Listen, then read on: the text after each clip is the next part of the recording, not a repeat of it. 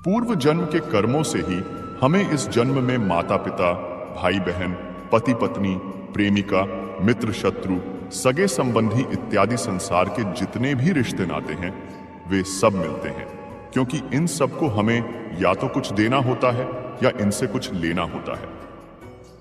वैसे ही संतान के रूप में हमारा कोई पूर्व जन्म का संबंधी ही आकर जन्म लेता है, जिसे कि शास्त्रों में प्रकार का बताया गया है।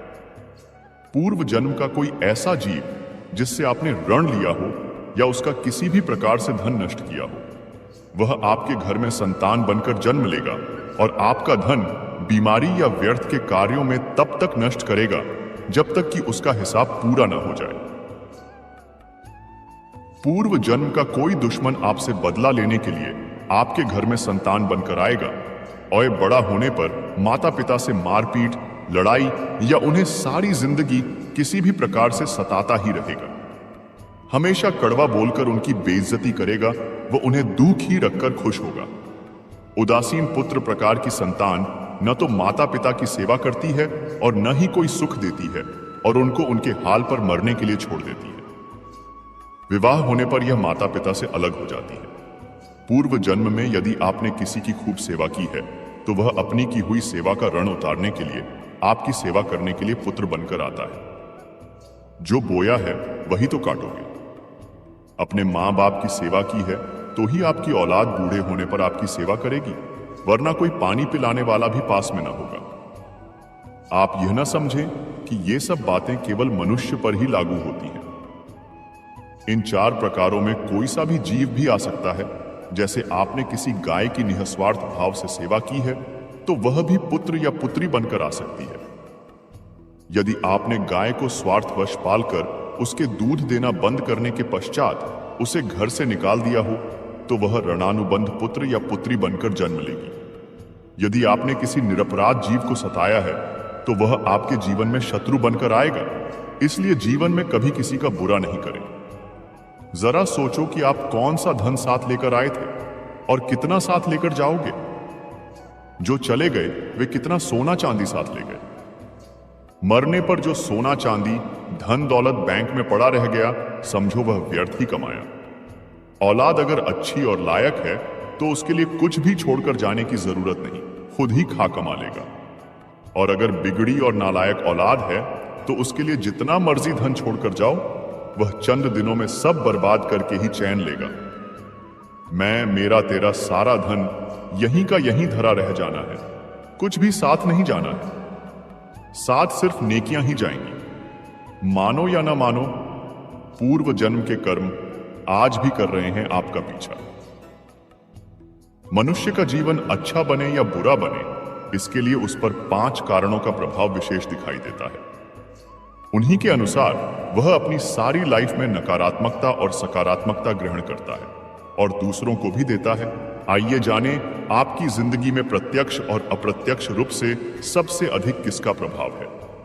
पूर्व जन्म में किए कर्मों के अनुसार मनुष्य ने अपने पूर्व जन्म में अच्छे या बुरे जैसे भी कर्म किए थे, उसी के अनुसार ईश्वर उस जीव को मनुष्य, पशु पक्षी या कीट पतंग आदि की योनि उसके पिछले किए कर्मों के अनुसार देता है। इसमें मनुष्य योनि सबसे उत्तम व श्रेष्ठ है।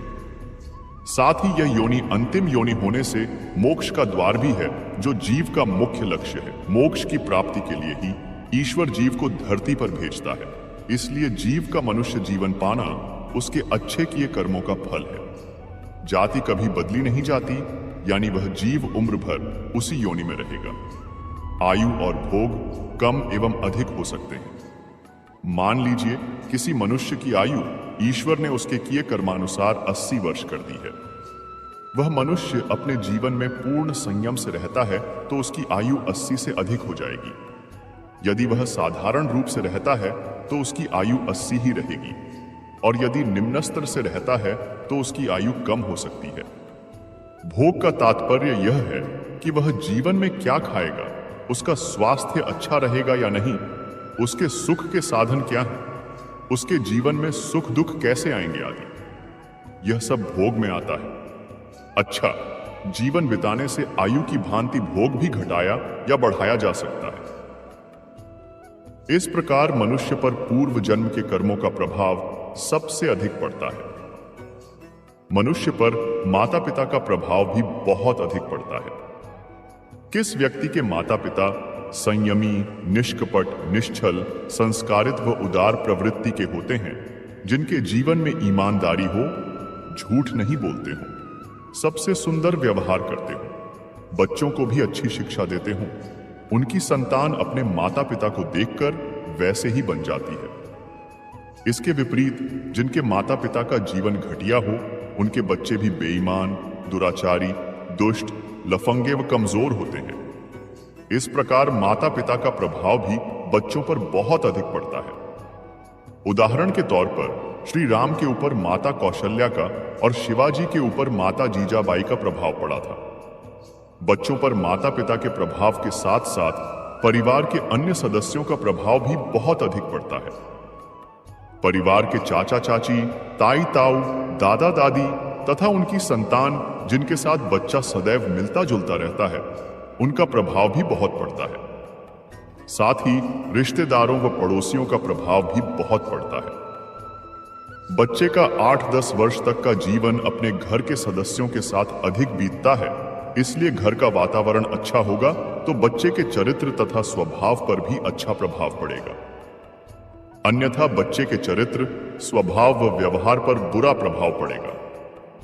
श्रीमद् भगवत गीता में लिखा है, आप कर्म करते जाओ, फल की इच्छा मत करो। ईश्वर ने हमें कर्म करने का अधिकार दिया है, लेकिन एक बात तो पक्की है कि हमें अपने कर्मों का फल तो अवश्य मिलता है, चाहे अच्छे कर्म हो या बुरे। हिंदू धर्म पुनर्जन्म में विश्वास करता है। हम जो भी कर्म करते हैं उसका फल इस जन्म में भी मिल सकता है या फिर अगले जन्म में भी मिल सकता है, लेकिन यह सब आपके मानने पर निर्भर करता है। अगर आपका ईश्वर में विश्वास है तो वह न्यायकारक है, और जैसे हम कर्म करते हैं उसी के अनुसार हमें फल मिलता है। मित्रों, बहुत साल पहले की बात है। एक आलसी और भोला भाला युवक था आनंद। दिन भर कोई काम नहीं करता, बस खाता ही रहता और सोए रहता। घर वालों ने कहा कि चलो जाओ, निकलो घर से, कोई काम धाम करते नहीं हो, बस पड़े रहते हो। वह घर से निकलकर यूं ही भटकते हुए एक आश्रम पहुंचा। वहां उसने देखा कि एक गुरुजी हैं और उनके शिष्य कोई काम नहीं करते, बस मंदिर की पूजा करते हैं। उसने मन में सोचा कि यह बढ़िया है, कोई काम धाम नहीं, बस पूजा ही तो करना है। गुरुजी के पास जाकर पूछा, क्या मैं यहां रह सकता हूं? गुरुजी बोले, हाँ हाँ, क्यों नहीं, लेकिन मैं कोई काम नहीं कर सकता हूं। गुरुजी ने कहा, कोई काम नहीं करना है, बस पूजा करनी होगी। आनंद ने कहा, ठीक है, वह तो मैं कर लूंगा। अब आनंद महाराज के आश्रम में रहने लगा। ना कोई काम, ना कोई धाम, बस सारा दिन खाते रहो और प्रभु भक्ति में भजन गाते रहो। महीना भर हो गया, फिर एक दिन आई एकादशी। उसने रसोई में जाकर देखा कि खाने की कोई तैयारी नहीं। उसने गुरुजी से पूछा कि आज खाना नहीं बनेगा क्या? गुरुजी ने कहा, नहीं, आज तो एकादशी है, तुम्हारा भी उपवास है। उसने कहा, नहीं, अगर हमने उपवास कर लिया तो कल का दिन ही नहीं देख पाएंगे। हम नहीं कर सकते उपवास।